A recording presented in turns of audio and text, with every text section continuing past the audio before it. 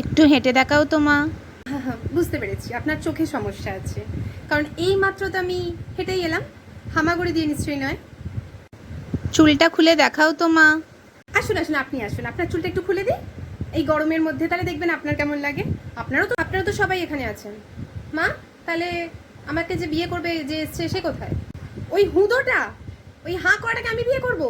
যে হুঁদো বলেও চালিয়ে নেবো, ছবি টবি তুলতে পারে, রিলস আমার সাথে রিলস করতে পারবে?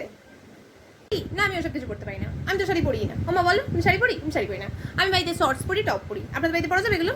তাহলে বলুন। আপনাদের সব কোশ্চেন হয়ে গেলে আমি এবার বলি, এই ছেলেটা রান্না করতে পারে? এ ভোদা, তুমি রান্না করতে পারো? রান্নাবাড়ি মানে পারো? মানে আমাকে করে খাওয়াতে পারবে? এবার আমাকে ছবি তুলে দিতে হবে ভালো ভালো পোজে। এই তুমি ছবি টবি তুলতে পারবে তো? এই ভোদাইটা দিয়ে হবে না মা, আমি তোমাকে আগেই বলছি। এই ভোদাই, তুমি ছবি টবি তুলতে পারবে? সব করে দিতে হবে, রিলস বানিয়ে দিতে হবে। আর আমার সাথে কিন্তু রিলসে নাচতে হবে ভাই, মানে রিলস গান তো আমি প্রচুর গাই, আমরা গান গিয়ে শোনাবো, ঠিক আছে? লালা মেলা আসি হুলালা, শুনেন না? ঠিক আছে। বলছি, আপনারা কি এগুলো খাবেন? না মানে সিঙ্গাড়াটা আমার খুব খেতে ইচ্ছা করছে। কেউ খাবে? খেয়ে নেবো আমি তাহলে। বধু বাড়ি যাওয়ার সময় আমার তাহলে রিলস বানিয়ে দেবে। ঠিক আছে, আমি আসছি।